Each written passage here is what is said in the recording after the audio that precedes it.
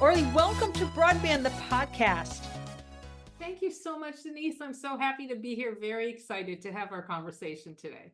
I am sure that we're going to be talking all things brand strategy and then some. We only have about 30 minutes, so I hope we get in a lot of great stuff, which I have no doubt. But if folks have any other questions, you're going to tell them how to reach you in just a moment. So let's just jump right the heck in. Tell us about your business. What do you do? So what I do is I actually work with primarily, I would say, startup founders and solopreneurs. I've even worked with pre-startup groups. And what I do is I help them figure out who they are, clarify their brand, their zone of genius, their superpower.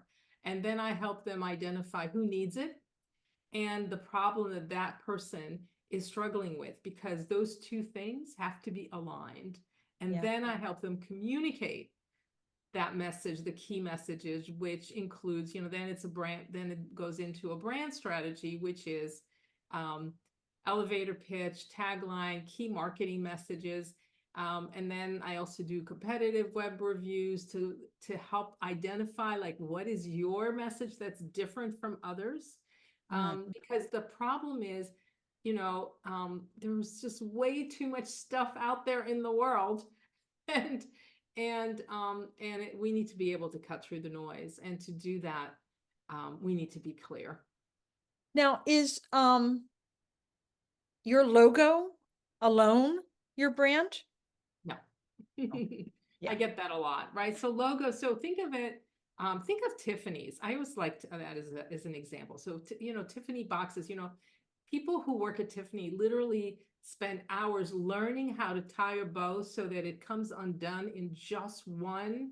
There's like a whole science. I had no idea. Yes. And of course they have their Tiffany blue, which has been registered. But, and that's of course a luxury brand. So for most of us, people think of logo because it's the first thing you see, but that's the bow on the package. What I do is I help you figure out what's in the package, what size is the package, and who that package is going to go to, like who needs that package. So the logo is just, it's the bow. It's beautiful. And if it's done right, it definitely brings up the whole brand, but first you've got to, so it's like you have to build what's underneath, then you can, instead of what people tend to do is they start with the logo, but they don't even know what's in the package yet. Ding, ding, ding. I love that. Now tell me, what are some of the ways business owners can use brand strategy to build relationships, right? Whether that is within their network or even potential clients. I mean, those are two different things, but what do you think? So, that's always such an interesting question because, people tend to think, oh, it's all about pitching, and selling. And the reality is, we are really in a very different place than, back in the old days, the 20th century when, which wasn't that long ago. It wasn't. I know, especially for us, right? It wasn't that long ago. But what happened then is, you had brick and mortar stores. And so people would walk in, they'd get to know the store owner. There was a whole, like, that was what the relationship building looked like, is getting to know the store, getting to know their products, and then being on the receiving ends of when they had sales or what have you. But now, since everything is moved to the web, moved to the digital space, social media is really how we do that now. That's how we build relationships. So the first thing you have to figure out is, where do your prospects hang out? And for me, my prospects are on LinkedIn. And I made a decision a while back that was going to be my only platform. And the reason I do that is because then I can give it my all. I find people they get very concerned about, shouldn't I be on these other platforms? And well, okay, so on Pinterest, which you don't hear much about Pinterest anymore, but that's like, I don't know, 85% female. So if you're, so if that's your demographic, yes, and for certain things. Instagram is for people under 35. And then LinkedIn is really, that's the business platform. There's now 1 billion people on the platform, which is insane. And yeah. I mean, I made a similar decision. That's the only social media channel that I sit on, and I spend a lot of time there. And it's also a great place to build those relationships, not necessarily those who might be potential clients, but people that you can share resources with, who might even refer you because they know a gal who does what you do. So it's a very powerful place to be there. And by using it more specifically, how is it your brand strategy to be on LinkedIn? Like, how do you use it in that way? So another thing that I do, which is it's part, I have several packages, but so I do a whole LinkedIn rebrand. And the first step is you have to have an all-star profile, which people don't realize that, if you have less than 500 connections, you're really not seen as serious. So whenever, I mean, obviously if you're a student or if you're just breaking, that's fine. But the reality is people do look at that. So look at how many connections you have. Do you have any recommendations? Because if you've been in business for 30 years and you don't have a single recommendation, that to me is a red flag. So it's a combination of using LinkedIn as a way to, kind of provide all this content. And, I always follow the 80-20 rule, right? 80% of the time, content. And it's, articles. I mean, I actually have to get back to articles because I'm working on my second book. So I kind of got waylaid in there, but I do, I post at least twice a week, sometimes 3 times a week. And that's a way to build relationships, because eventually people recognize like you're being consistent. There's also the fact that if you're going to post, it's good to always post on the same day or the same time, because it helps people say, oh, yeah, it's Thursday. I wonder if Orly's posting, because I usually post every Thursday about my upcoming book, takeaways. And on Tuesdays, I post about my latest podcast interview, or, an event that I attended or where I spoke. Okay, cool. Well, thanks for sharing all those yummy tidbits. I love it. Now we'll switch. So why did you decide to become a business owner, and what keeps you in this game? Because goodness gracious, some days are not the best, some days are spectacular, but some not so much. So there's got to be a certain degree of commitment to be in this space. What's your story?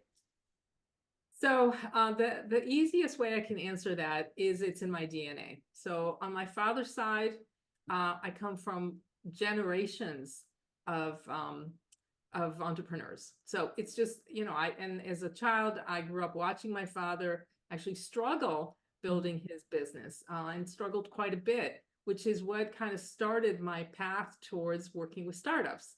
Because what I learned is, if I can help a founder be more successful, then I'm also helping their family. So, for me, it's really both personal and professional.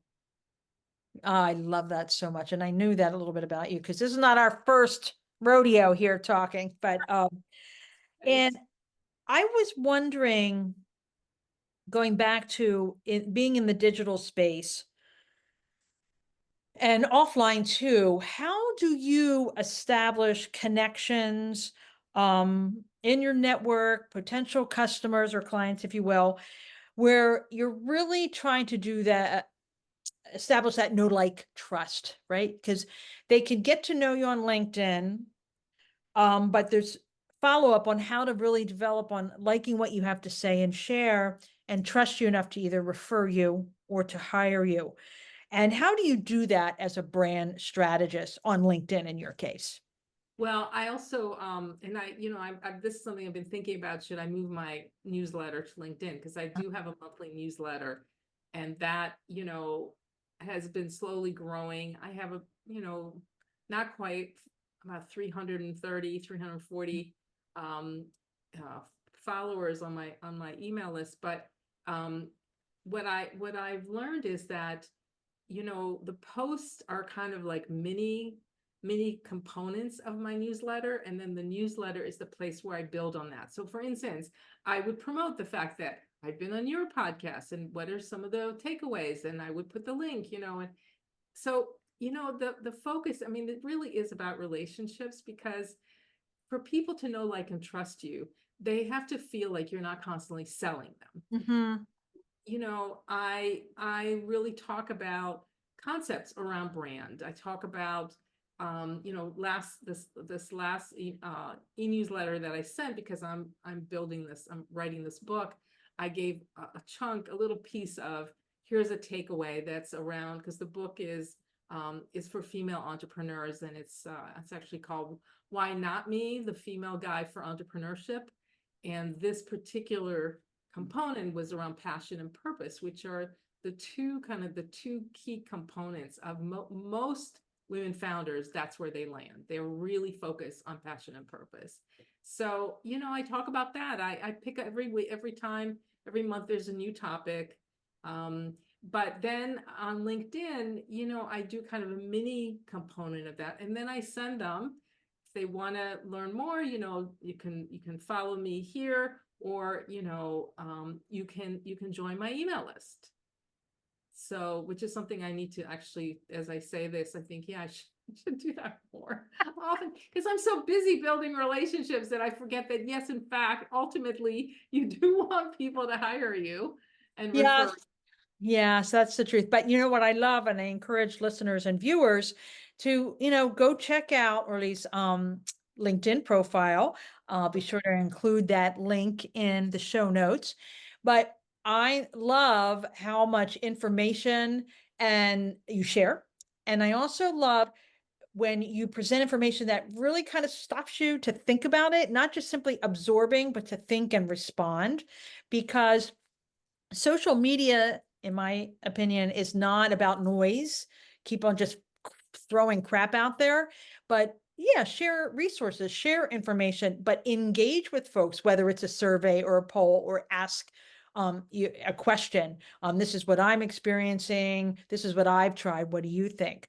And so I really love that. And also a little trick that Orly reminded me of, I totally forgot. Once you get connected and want to stay up to speed on her content or anyone's content, you just click on that bell on their profile and you get a notification when they do another post. So it's a great space for that. And you touched on this a little bit, but I'd like to lean in a little bit more specifically on what kind of approaches you use to build your business relationships. Is there a specific methodology that you use, or something special that you do that's so Orly that no one else does it? I mean, how do you do that? How do you build those business relationships? Oh my gosh. Well, I have to say that speaking is a huge part of that. Hmm. And once I started speaking, which I started this about 25 years ago, I realized I had been spending a lot of time educating my clients around branding and brand. And, I was talking about brands in 2000, back when nobody knew what it was, so I sort of I went into this segment, and started speaking about it. And then eventually that led to me writing a book. And then the book led to more speaking and invitations to be on podcasts and, speak to groups. And I think the speaking, if you want to be known as a thought leader, as an expert in your field, you need to build a speaking arm of your business. That's a great idea. And you can do that. Well, tell me if this would count. If you did a LinkedIn Live every Monday. Absolutely. Yeah, I've done quite a few of those. Yes. Okay. And it could be speaking as a special presenter at a regular networking group. It could be speaking at a conference, right? a lot of different things. Yeah. And speaking, it isn't always, I mean, getting paid for speaking is great. And I Sure. certainly have been paid for speaking and would love to get more of that. But I also know that speaking is such a great way to build your own brand. And remember that wherever you speak, whatever you do, And like you said, you mentioned LinkedIn Live, always tag the people who are there, the people who spoke, the people who invited you. That's part of the whole social media code of ethics, that you don't just post, oh, I spoke at this podcast. You tag the person, you talk about the podcast itself, you provide the link to the full interview. You bring people along with you. And And well, it so takes a village. it absolutely does. Yeah. I love that. I love that. Okay. So we talked about different marketing technique or tactics that you use. And, I know there's only 24 hours in a day and we don't work on our business and our marketing all 24 hours. So we have to be focused and strategic about that. How do you motivate yourself to take that action step? So you mentioned something about your e-newsletter, right? You were going to do something with that. What kind of approach, or do you have any tips or what have you to help folks feel motivated and follow through on getting their marketing stuff situated? So if I could, I'd like to rephrase that, or reframe it, if you will. Don't think about marketing sounds really scary. Instead, think about storytelling. And each month I have a different chapter, a different title, a different theme. And so it really becomes about building a narrative. And it takes the form of an e-newsletter. But the reason, I get motivated because these are things that I think about. These are things that I know, that I think about, that I kind of noodle on. And, most people who do something specific think, oh, well, everybody knows this, right? And the truth is, no, they actually don't.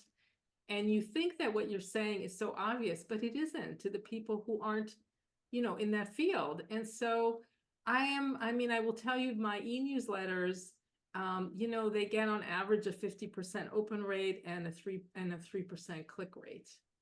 Okay. That's good, right? Very good. Yeah. Average is like 1.5 or something, Now I still, every once in a while, I do get someone who unsubscribes, but it's very rare these days because now I've got, I've been building my list organically. I don't buy lists. Again, this is my own bias, that I don't like the idea of buying the list. I like growing the list holistically and organically. And the people who are on there, they open my emails. Like 50% open rate is really good. That's excellent. That's an excellent data point. When you were talking to someone, let's say you've met someone in a networking group and you have a follow-up one-to-one or whatever, and they say, Orly, I really don't understand brand strategy and I'm interested. I think I need to have one for my business. What is the first thing I should think about when it comes to brand strategy? How would you respond to that? That's such a great question. So, let's put it this way. Everything we do in life, there's a plan, right? There's a strategy. There's something. You don't just like, okay, I'm going to buy a house, and then tomorrow you buy a house. There's a whole sequence that happens before you can buy the house. You have to save the money, you got to figure out where you want to live, all of these things. And a brand strategy is a lot like that. Like, you have to figure out who you are. And that's really the first step. And that is really hard for someone to do themselves. Mhm. And out of all, because people will come to me all the time and say, can you just help me come up with a elevator pitch? And, like a logo, the elevator pitch is the end result. It's not, I cannot help you build an elevator pitch if I don't understand the brand. What is this thing because you are trying to sum up, and in my view, the best and the most memorable elevator pitches are the ones, it's not a pitch really. It's, you have a solution to a problem, a real problem that a real person has, that they will recognize when they hear your elevator pitch. Yes. So, for me, it's always, I am here to help you clarify and communicate your zone of genius so you can attract your ideal clients and grow your business. Not just your clients, like the whole world, but your ideal clients. There's a reason why they are ideal. So part of the whole strategy is figure out who those people are. And that intrinsically, who they are, but communicating to them is a whole different thing, because we know how to, what we know is the what and the how of our business. We can go on forever about what we do, how we do it, all of that good stuff. But the only thing that your prospects care about is what do they get from working with you? Yes, and it is so challenging to figure that out. And it's not, I understand it, brand is not just about you. That's a big part of the formula or the essence of it. But really, it is saying, this is what I do, this is how I do it, and this is who it's for because it solves this problem. It changes your life this way. And then this is what happens when you work Do with it. Yes. me. If there's no transformation, why would I do it? Right. And so to do that for yourself, I mean, I worked with somebody to help me. I mean, I talk about that, this is how it came up. The way I came up with my tagline, facilitator of light bulb moments, is that every time I run through my brand building process, people have these aha moments and like, oh my God, I never thought about that. And so eventually all those aha moments led me to think, oh, I'm a facilitator of light bulb moments, but it I took a love it. while to Yeah. do that. And so what I do is I kind of, I shorten that whole process. Instead of taking 6 months to a year, we can do this in 6 weeks. Yeah. Love it. Love it. And folks can check out your website. What's the domain? So the website is Zeewy Brands, brands.com. And you can check out, so for, I don't talk about my services. I talk about getting your brand on focus, in focus, right? So focus your brand. That's what I do. I focus your brand. So again, even on the website, it's all about very outwardly focused, like how I'm helping you, not here are my great services and all, right? The way it should be. So I have one final question for you. What kind of digital tool or networking opportunity can you share with our viewers or our listeners that might be helpful to them in growing their business? So I have a lead magnet and I suggest everyone gets one of those. And that takes a while to do. I mean, to do it right, and mine happens to be 10 personal brand tips. And so each brand tips also comes with links to resources, articles that are related. And it kind of walks you through all of that. And at the end of it, if you would like to chat with me, then you can book a discovery call. So I think lead magnets are a great tool. And plus the nice thing about that is when people fill it out, they join my email list. Yeah, it's a nice service to start building, start that relationship, right? Exactly. And then the last thing I want to mention, and this is something I don't hear people talking a lot about this, but you need recommendations, not just on your website, but also on LinkedIn. I mean, I'm always, it's the first thing I do. I go in and I see if you have any recommendations. And if you don't, it's like, well, I don't understand. You've been doing this all these years and not a single person has recommended you. And the key there is make sure you ask them the minute the project is over, that is the time to ask for the recommendation. Right on. You are chock full of great wisdom. Orly, thank you so much for being here. Really appreciate your time and sharing all this great information. My pleasure. Really, really enjoyed our conversation. Thank you, Dennise.